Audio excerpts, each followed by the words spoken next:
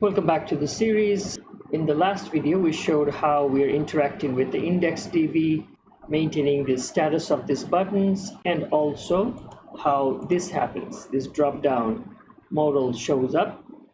This time, we're going to go ahead and look into validation. For example, if I just hit a space bar, it's going to ask me for a minimum 10 characters, and also if I put in more than 140 characters like this, it will stop me and say no more than 140. And even if I empty it up right now, it will stop me saying this field is required. Now let's go see how we are performing this validation using ES6 JavaScript. Okay, so last time we covered button UI module. This time we're going to focus on this Ajax one. Normally, I would have a separate one for validation, but since here we're dealing with only one text area, this one, so I've decided to handle both validation and Ajax in one module. So let's go track this down. The modules, the flag list, and here it is. Flag list form Ajax. Let's look into this one.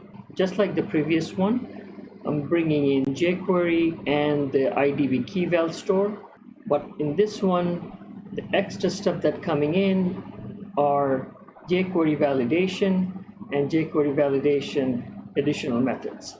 Basically, this one I have to install with npm, and for this one, I don't have to install anything, just put the path in here because the additional method file resides in here. That being said, let's look into the class and the constructor. At the beginning, I'm just declaring some globals, and these two are going to be necessary for the Ajax part of it, so we're not going to talk about this now. So next we are collecting the elements, which is the flag button and the submit button and the text area, which is the flag button, text area, and the submit button right here. And in this case, as we saw before, we're bringing in the jQuery validation, right? So in here, we are actually augmenting that library with our custom method right here. Since our form here, this guy, is going to be exposed to everybody, whether you're logged in or non-logged in. So I had to secure it with some extra stuff, for example, limiting it to letters and numbers only and cannot begin with numbers. So I had to write my own function and name it letters, numbers, and dot only. And you'll see how we use it later on. Now let's focus on this function right here. Validate flag form begins right here. At the very beginning, we are just calling a .validate function on this form right here, the flag insert form, which is this guy right here, the flag insert form, and we're getting it from here, right here, and the validate function is coming from this guy right here, the jQuery validation. And the first one, the on key up one, is enabling basically as soon as we put something here, you see the reaction, and this is happening using the key up event, and this guy is making it possible. And then comes the rules.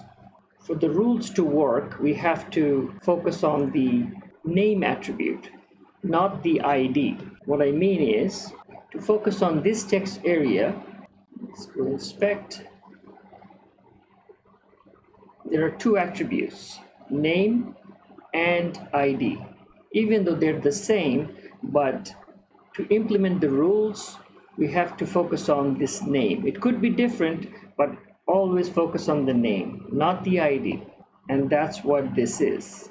So once we focus on the name, then we just add conditions like the max length should be 140, minimum length should be 10, and here comes the custom one, set it to true, and this will invoke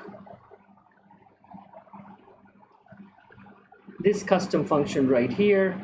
This is the name: letters, numbers, dots only. And that's how we invoke the custom function. Once everything's said and done, we invoke the submit handler, which brings in two arguments, which is the form itself and the event. And on the event, we add the prevent default function so that it stops the submit button from refreshing the whole page. Just stops it so that we can invoke our own little function right here, which is the Ajax handler. And this Ajax handler will insert the data into the database and do a whole bunch of other things that we will cover on the next video. And that's it for validation part of it, which makes this possible.